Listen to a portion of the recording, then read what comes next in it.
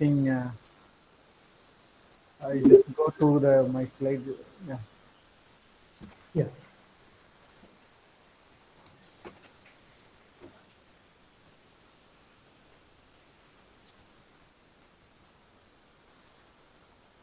I hope you can able to see my slides, right? Yes, sir. Yes, sir. Yeah. Yeah, I think there are few other speakers from the same institute, that is Central Electrochemical Research Institute, Karaikudi. So I hope most of you familiar with this institution. This particular today talk, I'll be going to talk on materials, particularly related to photo or photoelectro or photocatalytic hydrogen production, or photoelectrocatalytic hydrogen production. See, where we are from main campus that is situated in Karaikudi. I don't know maybe whether they introduced you these details. Maybe I just go quickly. Recently, we have renovated our departments into majorly six activities: the corrosion material production and electrochemical power source, and electroplating and metal finishing, and electrochemical process engineering, and electroorganic and materials electrochemistry, and we do have electronics and electrocatalysis division. So here there is one information I want to share with other faculty members, also some with students. Here there are some possibilities to stay you or our students to spend some time at CSIR Sikri Karakudi for their final year project, particularly for MSc or MPhil or even MTech, even engineering students like ME students, not all ME students, some materials or energy related people can come here and then they can stay 3 months or 6 months or even some cases a year also. They can use the laboratory as well as the characterization facilities. Of course, there are proper application is required to avail this facility. So they have to, if in such a case, you can ask them to go to this our website. There you can see the academics column. So there you can see the academics column where you can see the dissertation guidelines. So I think twice in a year we will accept the application. So but due to the COVID-19 this year, I don't know what is the status for this November session.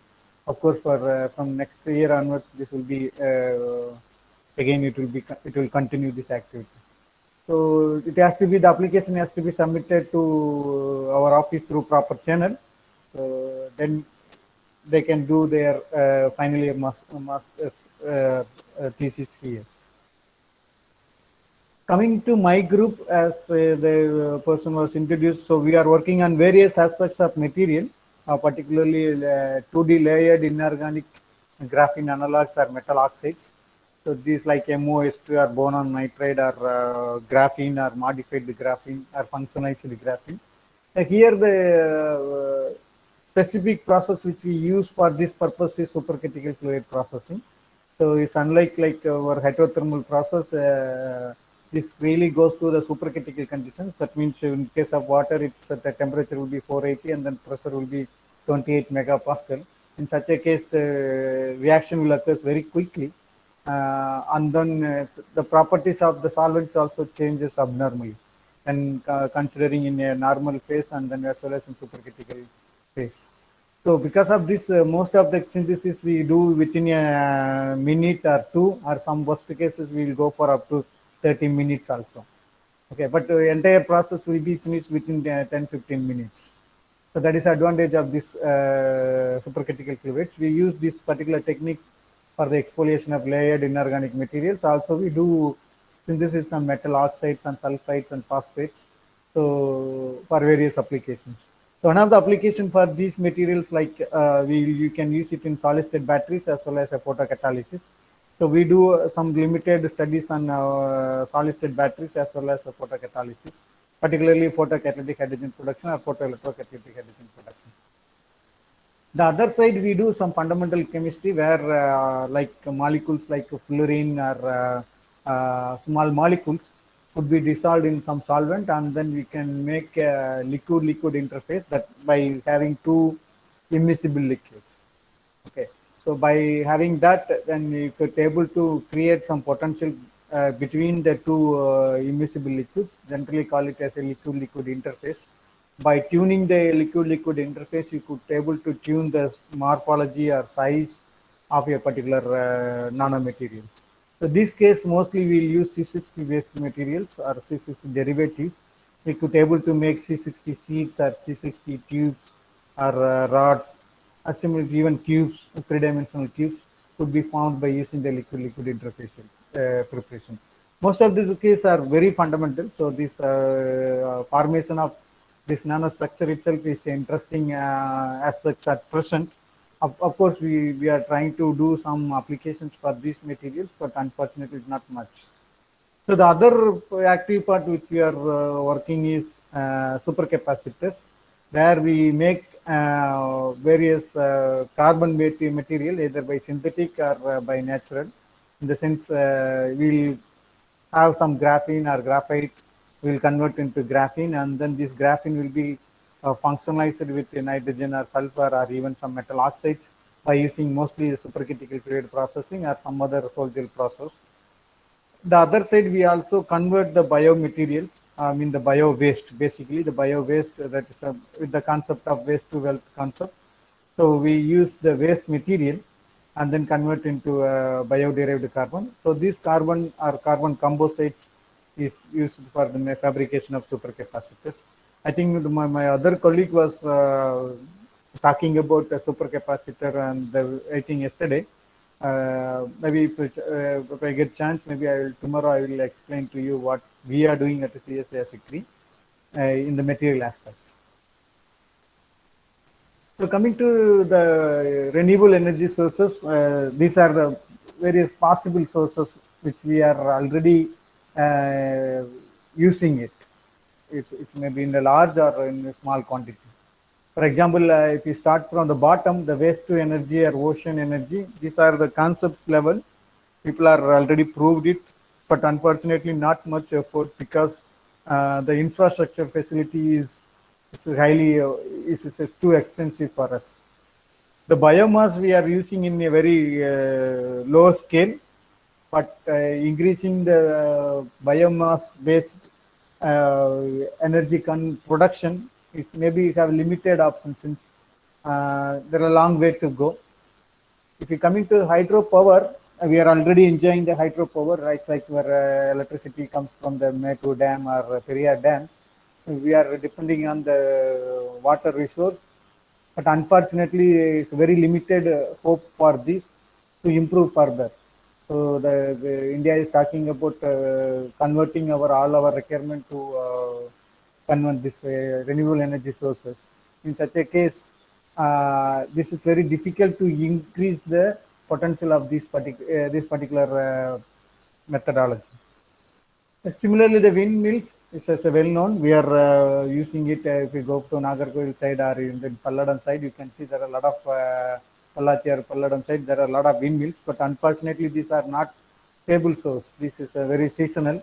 Even a day, there is a lot of fluctuations. So this could not be a sustainable source, but of course this will contribute to a reasonably good amount of our energy requirement. The other two is maybe a solar-based system, whether it's maybe solar-based or solar thermal power-based systems. But here the point is we are using the sunlight.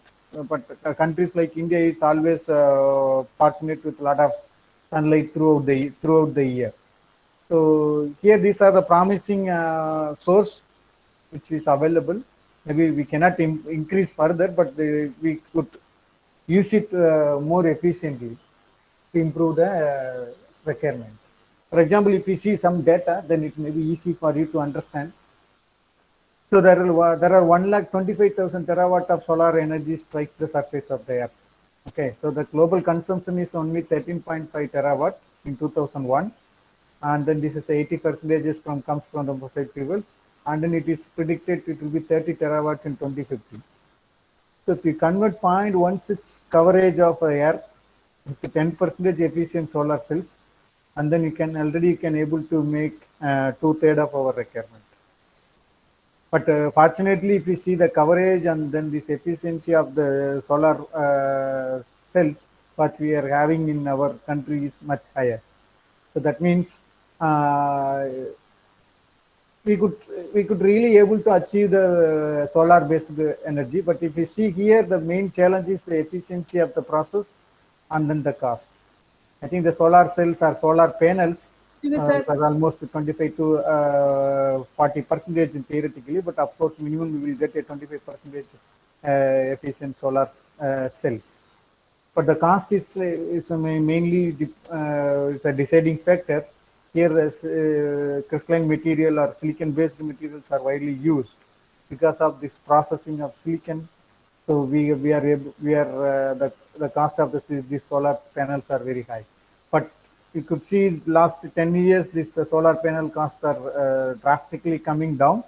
So if you are currently it is the electricity comes from this solar panels is at least 2 to 3 times higher than the conventional electricity charges. But of course, there is a conventional electricity charges are increases. Similarly, this cost of this solar electricity comes down year by year. So maybe another 3 or 4 years, you could see a lot of change in these values. So after 3 or 4 years, the cost of the solar electricity and conventional electricity will be the same, or the solar electricity will be much cheaper than the conventional electricity. So that's why there are various processes are slowly coming up. Though these processes are known for a very long time, so almost like 3 to 4 decades, we are working on it. But there is a slow increment in this all these aspects, whether it may be a solar water heater or solar drying or solar cooking or solar desalination, or most of the cases it's a percentage is efficiency is more than 30%. We do have artificial photosynthesis or solar water splitting, so that's what we are going to talk about it. And then this, the other side is a solar panel. So the entire house is powered with the solar panels. So that's why the government is also insisting or encouraging the farmers to make a solar panel to pump to power their pump sets at the local level. Okay. So where you could see this is a minimum of 22% efficient solar cells are used in this case. So if we see the list, so these are the various possible list for energy storage and conversion. Unfortunately, the capacitors are batteries and solar hydrogen storage and fuel cells and solar cells. As I told you, I think in the morning, Dr. Balaji was also talking about fuel cells. The fuel cells and solar cells are comes under this conversion category. Hello, Satish sir. Yes. Sir, one doubt I have actually in 7th slide, sir. My name is Dr. I. Ganesh, scientist, ARCI. Okay, yeah. Yes, sir, this 0.16% coverage with 10% efficiency solar cells can generate 20 terawatt of power, right? Yeah. Each day, how many hours we have to catch this one? Sorry? For how much time? So this is actually 16% coverage, 10% efficiency, but how much time? Yeah, this time is actually it's a routine. Our sun is not available only with the 12 hours. Even the 12 hours we have limited options after 9 o'clock to evening 5 o'clock. Only this much period is generally considered. This 20 terawatt, that value has come based on what amount of time? It is depends on active sun period, sir. That's why it's maybe it is from 9 o'clock to evening 5 o'clock. Oh, it was the best. Okay, sir. Thank you very much. Yeah. Yeah.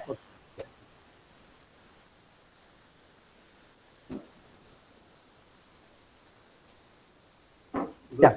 So these two device comes under the conversion device.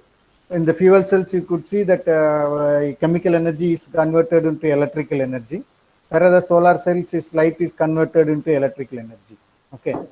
So whereas if you see the storage, so it may be there's our batteries could be stored. Now, more importantly, the hydrogen storage. So that's what I think in morning was also there was some discussion on it. Maybe I didn't attend the complete talk, but I was attending for some time. But I could see there are hydrogen. There are a lot of opportunities, either starting from the production and storage, even the distribution of hydrogen. Why hydrogen is so important is the energy content. Okay, so why hydrogen is this is the best energy carrier. It's a carbon-free fuel. It's a burning hydrogen produces energy and pure water. So, fortunately, it is hydrogen, though it is not available in the free form. It is available in the abundantly available in the form of water or hydrocarbons. So, can be used as a combustion efficiency enhancer in IC engines. It can be used to produce electricity in fuel cells. So that's what morning Balaji was talking about. If you can put hydrogen and oxygen in hydrogen and oxygen fuel cell, you could produce electricity, and then the emission will be only a water. There is no carbon at all in that case. So this is a completely environment friendly fuel. Offer superior energy storage that is alternate to batteries. So people are talking about batteries or capacitors or some other energy storage devices. But if you see the hydrogen energy storage, it's really huge. You could see this data, then it will be easy for you. For example, lithium-ion battery could store only 0.5 megajoules per kilogram. Okay, that gasoline is 46.9 megajoules per kilogram, whereas the hydrogen is 120 megajoules per kilogram. You could see how much the difference. Okay, it's almost 220 times higher when compared to batteries. So even if it is compared with the gasoline, it is almost 2.56 times much higher. So that's why people are interested on hydrogen-based vehicles or hydrogen-based fuel cells. So the energy content is really, really huge. But unfortunately, hydrogen is not available in the form of pure hydrogen. It's either, unfortunately, even in the atmosphere, we have only less than 1% of hydrogen. Okay. Why this energy density is high? This is known as a weight is very, very small when compared to any other element. So because this is that energy density in the sense the weight comes under bottom, right? So this is a light weight. Because of this, the energy density is very high. And then this is a most abundant in the form of water or methane or any other hydrocarbon. Hydrogen is always available. So this is a colorless and then also odorless. So this there is some advantage for this, but at the same time there is a disadvantages for this also. I will just let you know what are the disadvantages for this. So it's a non-toxic, non-carcinogenic gas. So it is not found in the pure form, but it is found. It exists as water or methane. So anything cannot be used as a fuel. Though the energy content is high, it cannot be simply used as a fuel. There are some requirements. Fortunately, the hydrogen fulfills all the requirements for a particular fuel to act as a fuel. For example, the lower heating value of hydrogen is much higher. That is a 33.33 kilowatt hour per kg. The self-ignition temperature is 585 degrees Celsius. That means it will not catch fire automatically. We need some kind of high temperature initiation. So that's one way it is shaped. That is, we can, though there is some leakage or something, it will be simply only a leakage. Okay, there may not catch automatically any fire unless otherwise there is some ignition. The flame temperature is higher. For example, it's a 2.05 degrees Celsius. So that means this is very close to or in between your methane and the gasoline gas. The ignition limit in air is 4 to 75%. There is a many minor value, then it may not catch fire. That is also one of the advantages. The minimum ignition energy is required for this. And flame propagation in air is relatively high. It's a 2.65, and diffusion coefficient is 0.61 centimeters per second. The toxicity is almost no. So it is when compared with any other fuels. As I told you, that's why there are a lot of hydrogen-based fuel cell vehicles already in the market. There are some hydrogen filling stations also available. So this is a very clean and efficient, can become cost efficient over a long period of time. It may not be initially this price of this car or bus or the vehicle will be very high because you are completely going for a new technology. But slowly this, if you see the long time, then this definitely it will be a cheaper one. The hydrogen internal combustion engine cycles, the hydrogen is combusted the same way as like a traditional engines. the fuel cell conversion engines, the hydrogen is reacted with water to form electricity. Using that power, electric motor is runs. The safety concerns, there are a lot of issues. So here the hydrogen is not simply flammable. It creates explosion. So that is one of the major drawback of hydrogen. Okay, it's not simply, if it is any leakage, it will not simply catch fire as like your LPG or CNG gas, but it creates an explosion. Okay, hydrogen is the highest explosive with the air other than acetylene. Okay, you could see, you can imagine as like the hydrogen bomb. The pure hydrogen and oxygen flames burn in UV rays that are nearly invisible to humans. Even if it is catch fire, when it's burned with oxygen, then this comes under UV rays. That means you cannot see the fire in naked eye. That is one disadvantage. The other thing is it's odorless. As like your LPG, if in case of any leakage, it's very difficult to detect the gas. So always you should have some flame detector or some artificial agents to detect it by your naked nose. I think there are many examples might be seen with Dr. Balaji's presentations.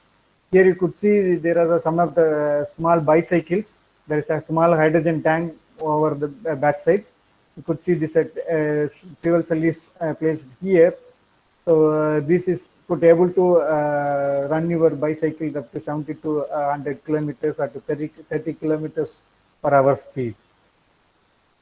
So here this not only a kilometer, it's also the speed is also so important. Many battery vehicles would be able to run even 400 kilometers per charge.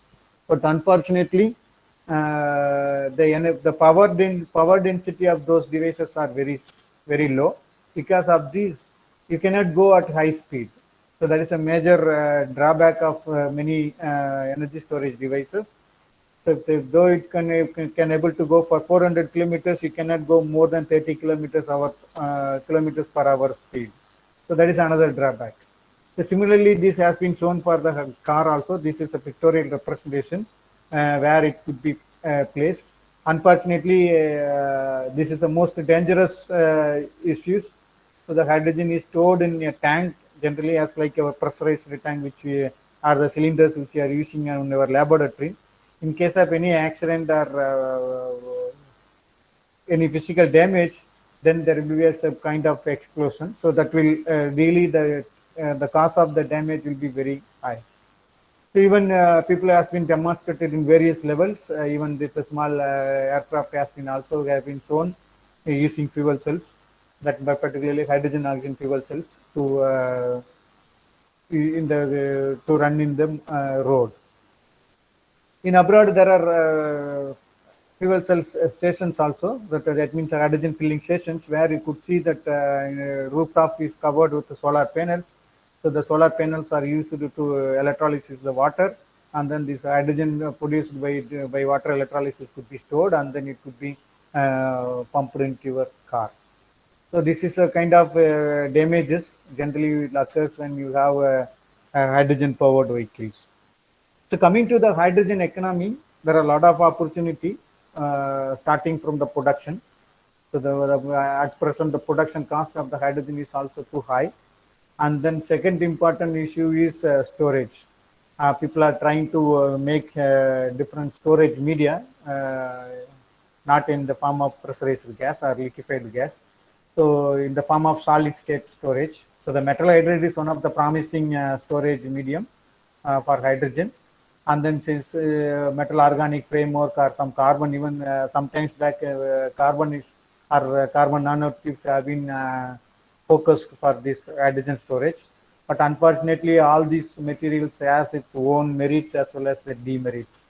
So this is my point is this is another one of the important area people can look for their future studies.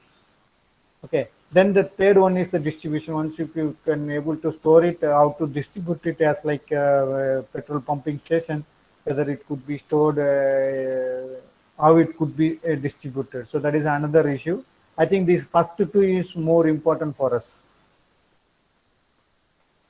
So let's see how hydrogen is produced. At present, there are various ways for hydrogen production. Okay. So the one is that steam reforming and partial oxidation, or thermal or thermochemical routes. Usually the thermal routes are very high, needs very high temperatures, from 3,000 to 4,000 degrees Celsius. So we don't have that kind of heat source. We have it, but it's only limited. For example, if we have some power plant or like kind of nuclear plants, there we could get such kind of heat. Other side, generally it's very difficult. So people are combined with some chemical route, thermochemical route, so that the temperature of the process can be reduced. Maybe even in this case, the minimum temperature is 800 or 900 degrees Celsius required. And then the other one is the electrolysis or electrochemical, and then photolysis or photochemical or photoelectrochemical. And then people are also attempting to make it biological or biochemical or photobiological routes by using some algae or bacteria to produce hydrogen. So the steam methane reforming is of natural gas is one of the promising, or the partial oxidation or reformation of other carbon-based fuels, or coal gasification, or biomass gasification, or pyrolysis. So these are the various other routes. Generally, people are now using it for production of hydrogen gas. Okay, so this is these are the again other sustainable sources. One is the coal. So since we don't want to do it from the coal, since we want to avoid the coal, right? So then I think these routes are generally not preferred. We should need something like this biomass or wind or solar based systems is always good for this. So coming back to the water, how to make hydrogen from water, you have to split the water into hydrogen and oxygen. You can do it by different routes, like again electrochemical decomposition. The electrochemical decomposition is maybe something you might be aware of it. So water electrolysis will take place at 1.23 volt. It's a theoretical voltage. But unfortunately, due to the oxygen evolution and hydrogen evolution over voltage, the process will take place at a relatively higher potential. Instead of 1.23 volt, you need to use 1.7 or 1.8 volt minimum. So that means 0.5 or 0.6, which we are using as a excess. So it's almost 50% of your 1.23. So that means you are spending some 150 rupees to produce 100 rupees or 100 rupees. So, but still this process has some advantage, like in the case you can get a pure hydrogen. There are a lot of issues in the hydrogen production. For example, since it's a gaseous molecule, it will not come with only a hydrogen gas. There may be oxygen, or there may be a nitrogen gas, or some other organic vapors also comes with this. So the separation of hydrogen is also another important factor. So for that you have to spend some more money. But in the case of water electrolysis, if you have some compartmentalized cells, then you could have hydrogen gas alone. So that is one of the possibilities. The other one is the photocatalytic or photoelectrocatalytic decomposition of water by using a sunlight. So this sunlight is available free of cost. So the process you need to, the investment will be based on only a catalyst or the process or the you have the cells. So the main source of the light is free of cost. So the thermal decomposition, as I told you, this needs really high temperature. So we have very limited source. We cannot afford for this. So similarly, the biological decomposition is there are some reports. I'm sorry, this is not reliable, but in the sense it's not very scalable at present. People are demonstrated again in some levels using biological route, but it has to be really scaled up. But there is some possibilities also. It's not, we cannot we cannot say it's reliable. So this is an electrochemical water splitting process. The hydrogen water is produced into hydrogen and oxygen. So commercial electrolyzers has typically 75% efficiency. The operating pressure is up to 50 bar. Okay, there's high pressure cylinders need for this additional compression. The lower efficiency by the operating at high temperature. Improve the efficiency by operating at high temperature. Develop high pressure electrolysis. The people are making electrolyzer. Here the main drawback is the membrane. So people are using a commercial membrane which is generally imported. So there are some effort to make a indigenous membrane fabrication. Once that is realized, then we could have we could minimize the cost of in that particular process. The other one is the electrolysis. Electrolysis, you could do it in a both acidic and then alkaline medium. If you see the acidic medium, this is a reference potential. I hope you may be aware of it. So this is a 0 volt, and then whereas the oxygen evolution is 1.23. So if you go for the alkaline medium, then it is 0.4, and then your hydrogen evolution occurs at minus 0.8. So if you add these two reactions, then it will be 1.23 in both in alkaline medium as well as the acidic medium. You cannot do only one reaction. That is a main drawback. Okay. So these are the over potential I just put for your understanding. So in the case of acidic medium, if you see the hydrogen over potential is very low. So, but whereas the oxygen over potential is very high. So if you see this almost 0.5 voltage is or 0.55 voltage is excess, you have to give for the process. Whereas in the again this alkaline medium, again you could see this up to 1 volt you could you should give for water electrolysis.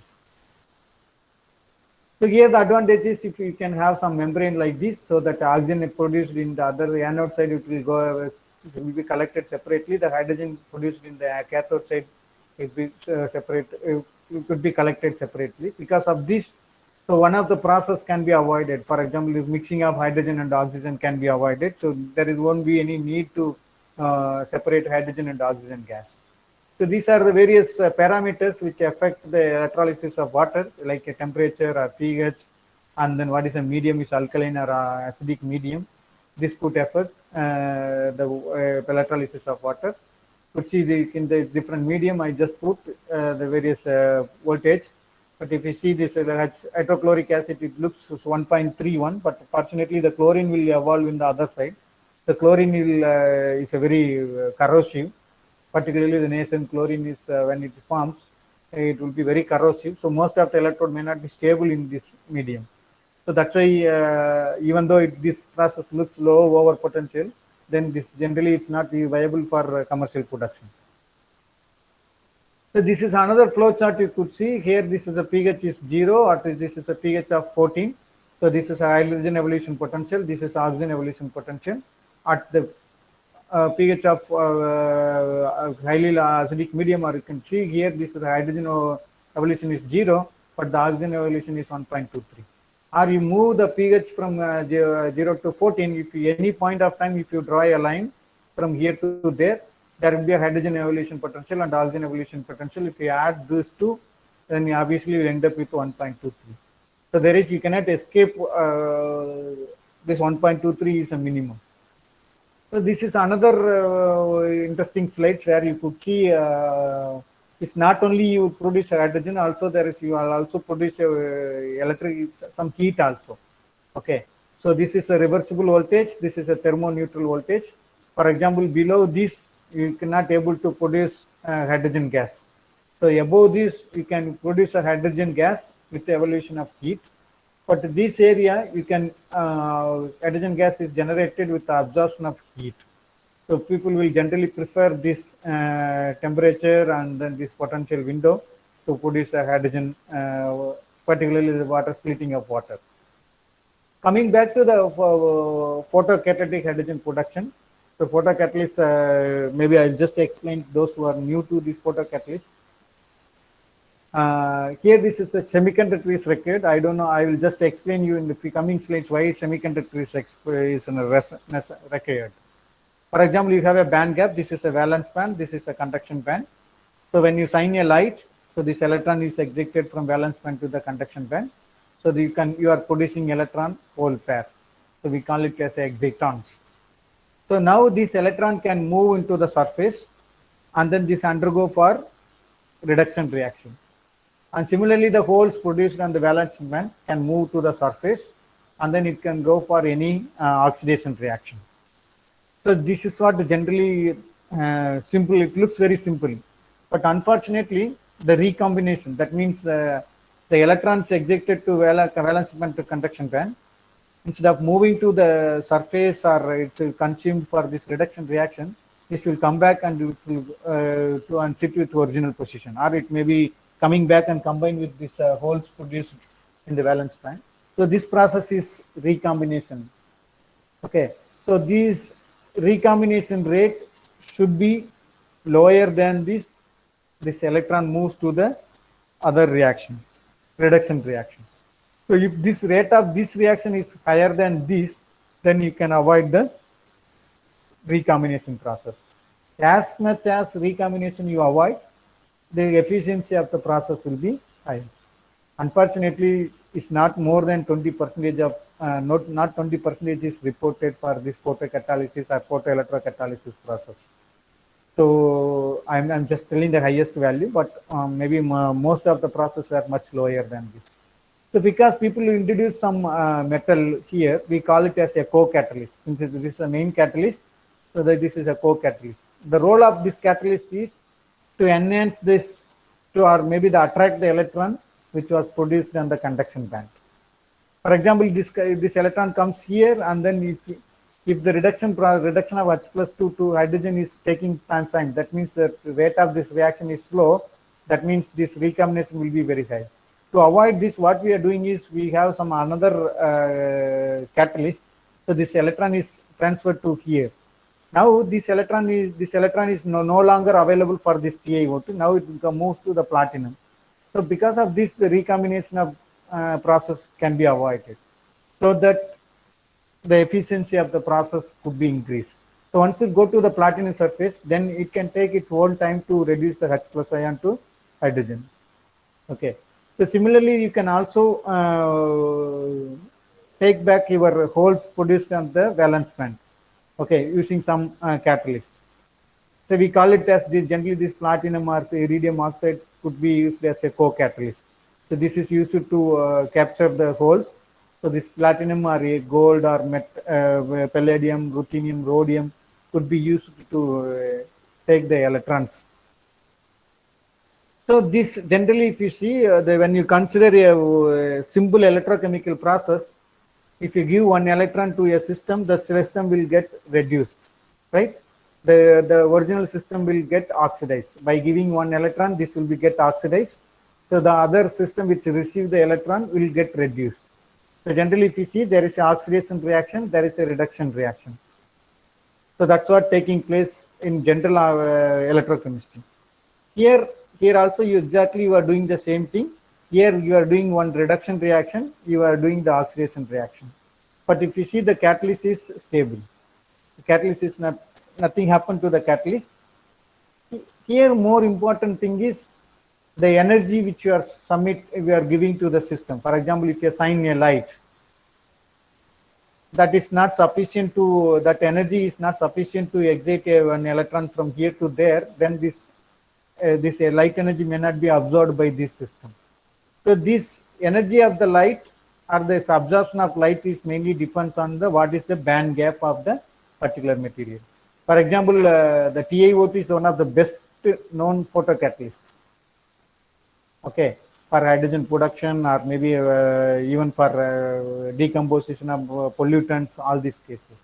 But unfortunately, the band gap of titanium dioxide is 3.2 electron volt. So if you see, convert 3.2 electron volt into wavelength, then it will be equivalent to almost 382 nanometer. So if you want to excite an electron from valence band of TiO2 to the conduction band of TiO2, you should shine a light with a wavelength of 382 nanometer or lower than 382 nanometer. Then only you could able to excite one electron. So unfortunately, the 382 nanometer falls under the UV region. So our sunlight, if you see our visible spectrum, if you see our sunlight spectrum, that only the UV light is only a 5%. Okay, so out of 5%, only 5% is UV light. Out of the 5%, your TiO2 has to absorb some, it has its own limitation to absorb the light. And then even it absorbs, this electron has to efficiently has to be transferred to this reduction reaction, or it will come back. It will get recombined, then simply it is waste. So because of all these complications, this overall photocatalytic process or photoelectrocatalytic process are low efficient in nature. Okay, so people are making different photocatalyst system, which can use it as a, which can generally used. Here, as I told you, in the photocatalytic system, the TiO2 is well known. It's also commercially, though the activity is very poor, so it can absorb only the UV light. People are still using this because of various reasons. One is a very stable system, and then this easily can be oxidized. So it generally it is used for the oxidation reaction. That is a removal of pollutant or dye molecule, or any oxidation reaction at TiO2 is very strong. So if somebody wants to interested, then you could see how this oxidation is occurs. Simply if some water molecules absorb on the TiO2 surface, and slowly it will be absorbed by these surface atoms, and then this is dissociation of these water molecules absorbs, and then you can produce some nascent oxygen, or you can also produce some hydroxyl radical, so that it can oxidize the pollutant. There are two ways. One is direct oxidation of pollutant, or it may be indirect oxidation of pollutant. In the case of direct oxidation, the electron is received from the oxidant. That means that the pollutant to this conduction band of TiO2. Sorry, the valence band of TiO2. In such a case, this pollutant is directly oxidized. The other case, the absorbed water molecule on the TiO2 surface, it will produce hydroxyl radical or superoxide radicals. So these radicals will decompose your pollutants. So that is indirect oxidation of pollutant. So this not new. Actually, this is already in the market. Like for example, air cleaners or self-cleaning ceramic tiles and glasses. You could see this A part is the tiles. The tiles marked with A is coated with TiO2. So when the dust particle absorb on the surface, it will be oxidized, and then the surface will become bright. So similarly, even the mirror, super hydrophobic coating, and then this water get absorbed on this TiO2 coated area will be removed, so you could see these clear pictures. So this is not new. Actually, people are even our face creams, all these things as TiO2. So how to use this TiO2 or TiO2 system for basic system for our current needs, that is for hydrogen production. Unfortunately, though TiO2 is a well-known catalyst for photocatalytic applications, their hydrogen production efficiency is so poor. So people are trying to make TiO2 is active for hydrogen production, and also it should absorb the visible light. So first important thing is, as I told you, the light harvesting, and then charge excitations, and then how you are separating the excited charges, that is electron holes pairs, and then how you are managing the bulk charge recombination, and then there is also possibilities for surface charge recombination.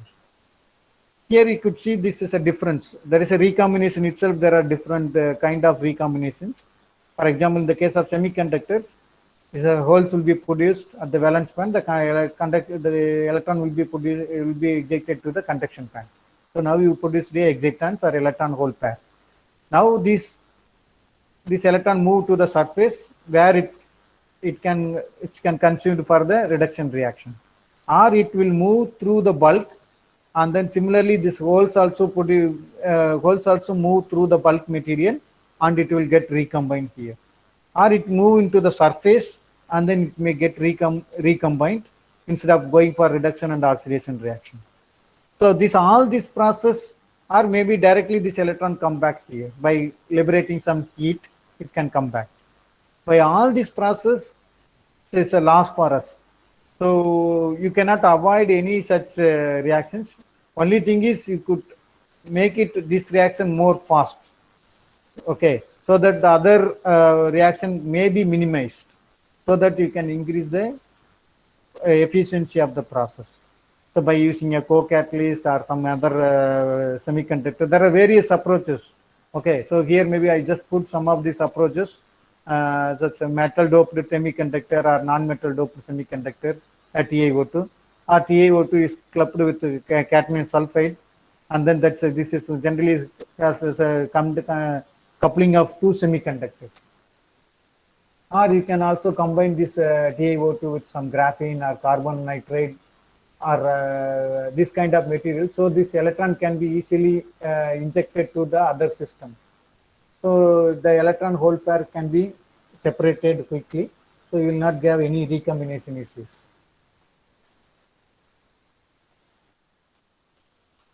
So the other alternate approach is we can also separate this electron hole pair through some external circuits.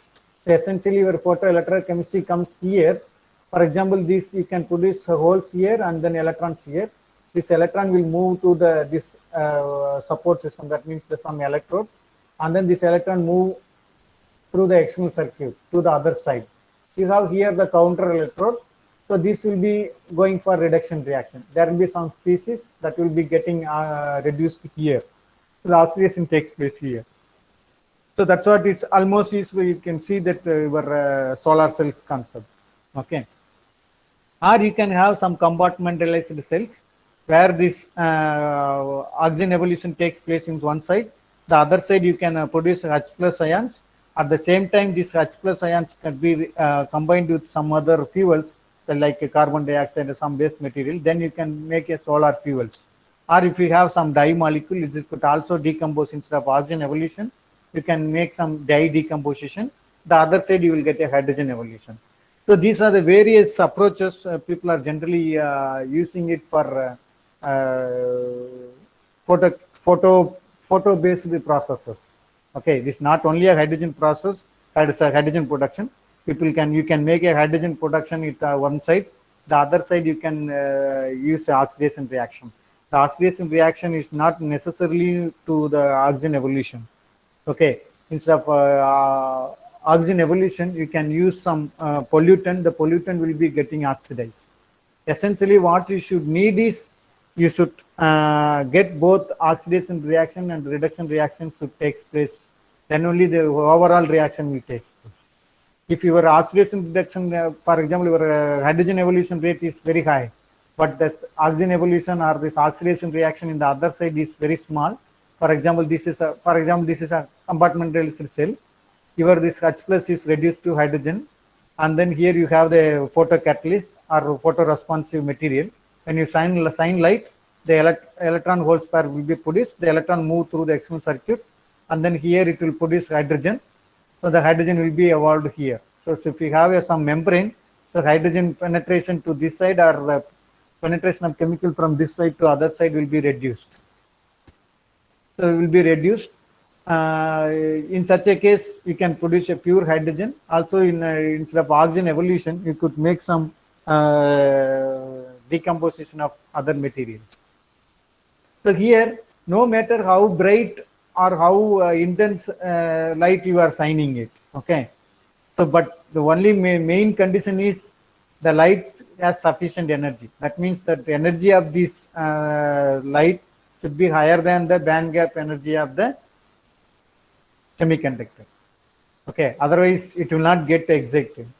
Also, the current does not depend on the wavelength of the light. It depends on the intensity of the light.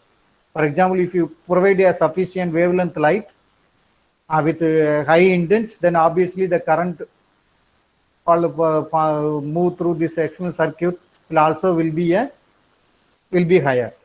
So that's why here the materials plays major role. So what kind of catalyst you are using it? This side you can use simply some platinum mesh or platinum foil can be used. But here, what kind of semiconductor which are used, that is makes a major issues. So some of these cases, there may be some smaller issues. So that means some of the reaction needs some kind of minimum energy. So that's what you are doing it in your photoelectrochemical cells. What you are doing is you have a counter electrode, you have a reference electrode, and then working electrode is your semiconductor based or photocatalyst based material. When you shine a light, you will apply some bias potential. Okay, that means some minimal energy you are giving it to the system so that this reaction takes place quickly. So here that is what the electrochemistry plays. Most of the cases the bias voltage will be 0.2 or 0.3.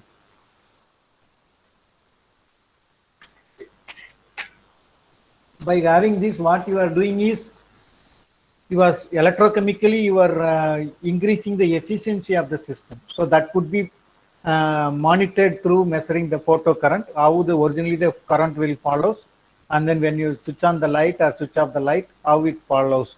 So this kind of characterization is generally used in photoelectrochemistry. So maybe I will come to the fundamentals again. Why the semiconductors are used? Why not insulators or metals could be used for this? Okay, so this is a hydrogen evolution potential. This is oxygen evolution potential. So here is the metal. Metal, you know that both your conduction band or valence band are mixed or it's overlapped. So you don't have to have any bands. As I told you here, you should do the reduction reaction separately. You should do the oxidation reaction separately. Now, whereas in the case of metals, you can do either oxidation reaction or reduction reaction. So you have only one energy level. Whereas here you need two energy levels to conduct both oxidation and reduction reaction in the same system. In such a case, your insulators are the best material because you have a conduction band here, your valence band is here. That means that is a too wide. You could have any reaction in between. For example, instead of hydrogen reduction, the hydrogen evolution, instead of oxygen evolution, you can have some other reaction also somewhere bottom here. Up to here, you could able to do. But unfortunately, the insulators, the band gap is really too high. You don't have any energy source. That means the free energy source. What we are ultimate idea is to use the free energy source like sunlight. Okay, so that is not sufficient to excite one electron from your valence band to the conduction band. So that's why people are using a semiconductor where you have optimum band gap. So most of the cases you can divide into 4 categories. Okay, so based on your hydrogen evolution reaction, hydrogen and that means the water splitting reaction. So this is a 0 volt for hydrogen evolution. For oxygen evolution, you need 1.23. So if I have a catalyst like this valence band is here, this conduction band is here, then I can do both oxidation reaction and reduction reaction. So this catalyst is more appropriate. So if I have a semiconductor like this valence band is here and then this conduction band is here, then I can do only a reduction reaction. I cannot do oxidation of water. So that means if I use this particular catalyst, I cannot make complete decomposition of water. I can produce hydrogen, no doubt, but instead of oxygen evolution, I need to do some other reaction. Still, I can do hydrogen evolution. Okay. In the case of the other system, that's O type catalyst, you can do only oxidation reaction. You cannot produce hydrogen. At any cost, you cannot use this particular catalyst for production of hydrogen. So whatever the oxygen evolution or any other reaction you use, you cannot make hydrogen evolution. So if you select some catalyst which has the valence band and conduction band in between these energy levels, then you cannot do hydrogen evolution or you cannot do oxygen evolution. This may be a good photocatalyst for decomposition of some particular dye or particular pollutant, no doubt, but you cannot use this for hydrogen evolution. So that is the point. So based on this water electrolysis, generally we could able to make different kind of classification, majorly in 4 types. So other important thing is the interface. As I told you that here in the case of semiconductor, the main thing is semiconductor vacuum interface, and we have a semiconductor metal interface, we have semiconductor electrolyte interface, and in the case of coupled semiconductor, we have to semiconductor interface. So before somebody wants to work on very fundamental, they have to be very thorough on these areas. I just give one example. So forget about this forget about this side, and then you can just see this side. Okay, so this is a semiconductor in vacuum. Okay, so vacuum, you have some, this side is now vacuum. So this is your conduction band, this is your valence band, this is your Fermi energy level. So this is your band gap. Okay, though it looks like perfect straight line, it may not be a perfect straight line because of various reasons. Maybe I will just tell you here. So when you connect into the system, whether it's a metal or electrolyte or another semiconductor, so it will not, may not be a perfect straight line. So there may be a band bending. I hope you might be aware of this. The band will get bent at the near the surface. In bulk, it will be a straight, but in the surface or the interface, it will get bent. It may be upward or it may be a downside also, depending on what kind of material you are combining with this. Also, you could produce some surface states. So these surface states is mainly because of the defect in the crystal system. Though I was talking about TiO2, I can theoretically I can calculate what is my valence band, what is my conduction band, and where will be my energy levels, all these things. So this is the TiO2 in pure form, or it may be in vacuum. It's not having any connection with any other material. Then I can have this kind of situation. But this phenomena could be changed depending on the material which I interface with my TiO2. Even if I take a TiO2, put it in simple water, then I am changing the interface. There is a semiconductor water interface or semiconductor liquid interface. So because of this also, as I told you, the surface states. So the surface is mainly depends on what kind of material and what is the morphology or what is the size or shape. By changing all these things, you can alter, you can tune the surface states. So these surface states also plays a major role. I think in somewhere I have mentioned some of the surface states. Maybe I just go back to those slides.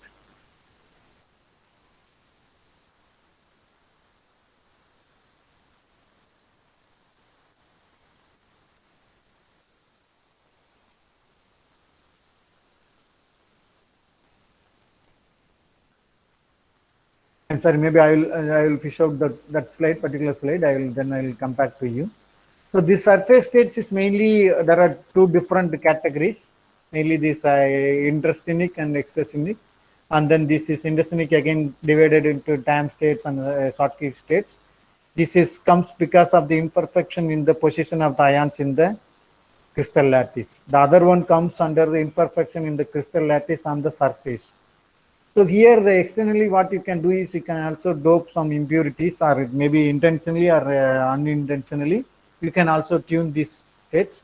So based on this population and then this energy, all these things will vary.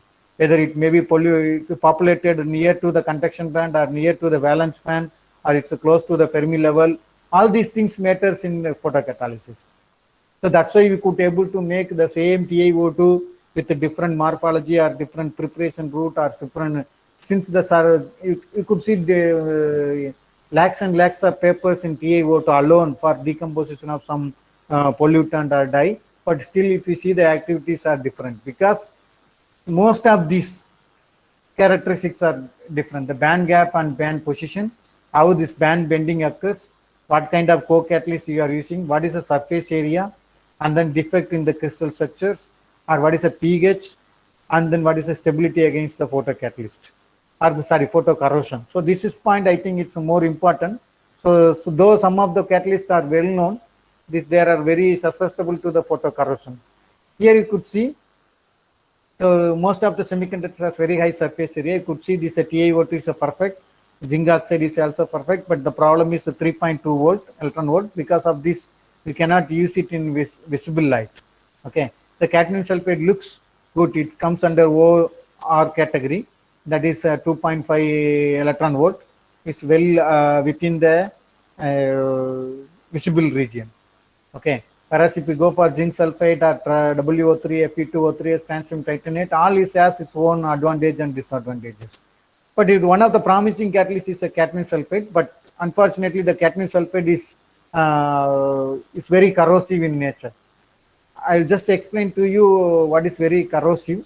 And again, those who are new to this field, maybe you can have this kind of equation to correlate your conventional electrochemical scale into the absolute electrochemical scale, so that you can theoretically you could able to calculate what is the valence band level or conduction band level of your semiconductor with this conventional reduction and oxidation potential of the particular pollutant or particular reduction reaction, so that you could theoretically you can work out whether this catalyst could be used to this particular oxidation reduction or reduction reaction or not.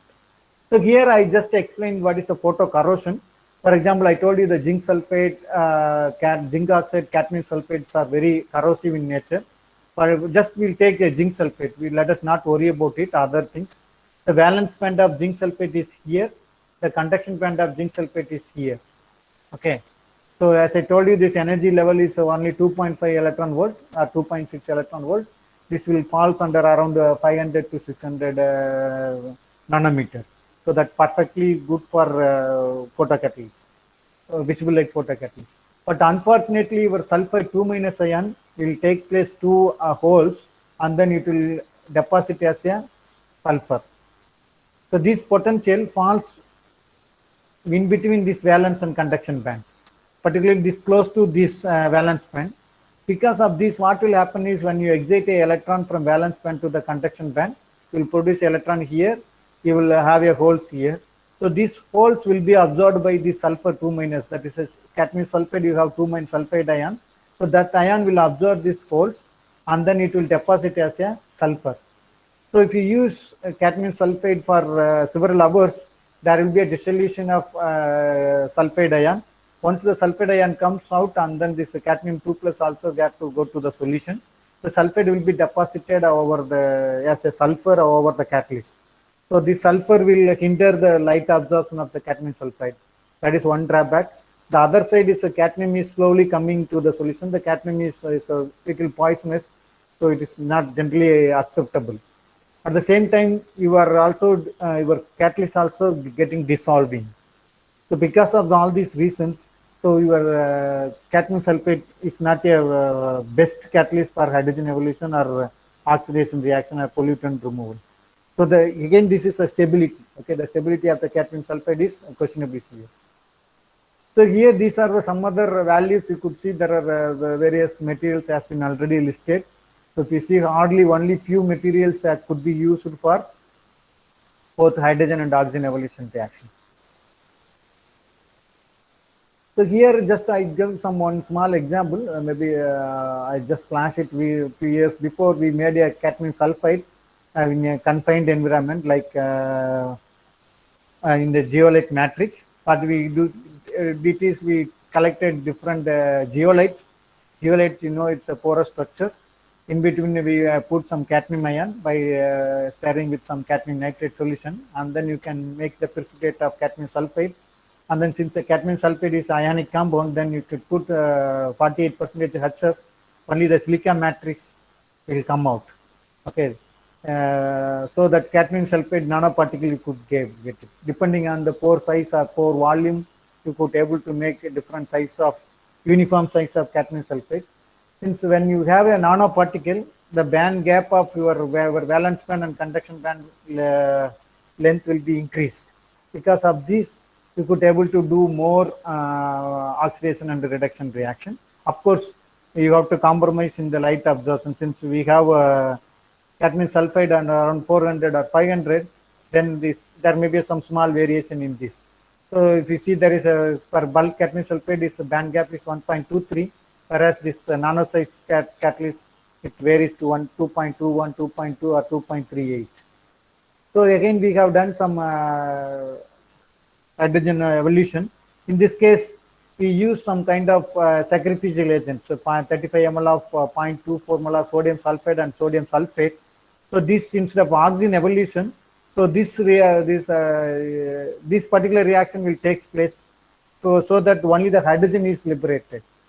So there won't be any sulfur deposition, but still you could see there is some amount of micromoles. You could see some 600 micromoles of hydrogen could be produced in 6 hours. That is maybe long before. We have also measured with the different catalysts prepared in different materials. And more importantly, we put the different co-catalysts. As I told you, we put platinum, palladium, ruthenium, rhodium, ruthenium. We have correlated how this activity varies with respect to the redox potential, also the metal hydrogen bond. The metal hydrogen bond should not be so strong. For example, if it is a platinum hydrogen bond is so strong, then the hydrogen liberation will be reduced. Also the work function of the metal, and then this we have correlated all three parameters with the hydrogen evolution. But this is more on fundamentals. If some of you interested, maybe you can go and read this paper. As I told you, one of the advantages, for example, I told you that TiO2 is active only in the visible UV region. Instead of that, what you can do is you can couple with another chemical. Preferably, this is maybe a cadmium sulfide. In such case, the cadmium sulfide will absorb the light and the visible light, and then it will turn the electron may be transferred to the conduction band of TiO2. So the reduction reaction takes. So the other side, what we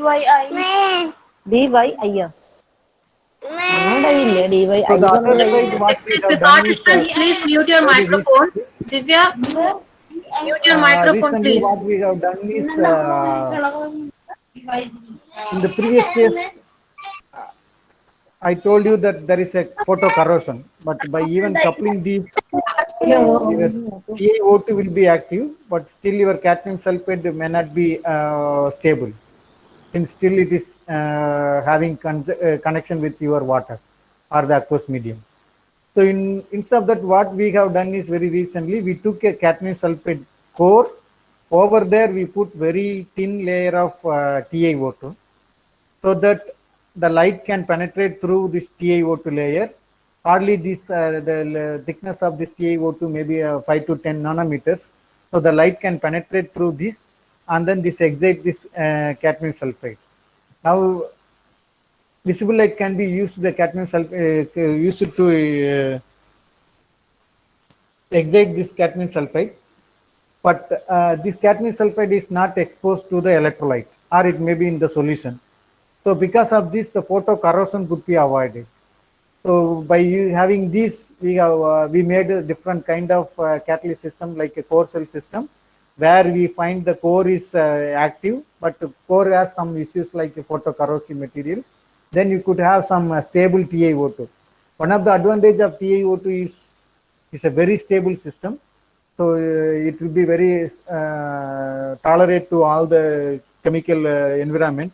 So that is one of the advantage why TiO2 is still active for various applications, particularly photocatalyst based applications. So if you could see here in the previous case, I just put some micromoles. Here you could see this is millimoles. This is that also it is in per hour. So it's a per hour. It is maybe close to 80 millimoles per hour. Whereas the previous case we observed only a 600 micromoles per 6 hours or 7 hours. So this is a kind of improvement in the case of last 10 years. We could able to have this kind of systems. So we have observed, we have also prepared various systems. As I told you, cadmium sulfate based system, over there zinc sulfate based system. Here the point is the zinc sulfate has the band gap is 3.8. So it will not absorb the light in the visible region. So there won't be any kind of photo corrosion in the case of zinc sulfate. Whereas the light is absorbed by the cadmium sulfate, but the cadmium sulfate is in the core. It's not allowed to react with the solution. So that because of this will not undergo any oxidation or reduction reaction. This job is only to get excite and then give electron and holes to the zinc sulfate system. So similarly, we have also used different other systems like C3N4 instead of as a substrate, so that this excited electron can be transferred to the zinc sulfate, the C3N4 system, so that recombination of this main catalyst could be avoided. So this is another examples where this cadmium sulfate TiO2 system is explored. So we have made, you can go to this paper if you want to, somebody interested and to read this. We have studied all the aspects of the cell thickness and then how the pH affect the systems, all these things. Also, here as I told you, this is a thickness of TiO2 will be around 6 or 7 nanometers. If the point is, if you put more thick, the TiO2 will not allow the light to penetrate. At the same time, if you put very thin or it's not uniform coating, then your cadmium sulfide will be exposed. So then it will undergo a decomposition reaction. So another important thing which comes in this recently is anion doping. So cation doping is well known. Recently, anion like sulfur, nitrogen, doped TiO2s are slowly coming up because of this change in the band gap. Okay, this anion doping is completely different from the cation doping.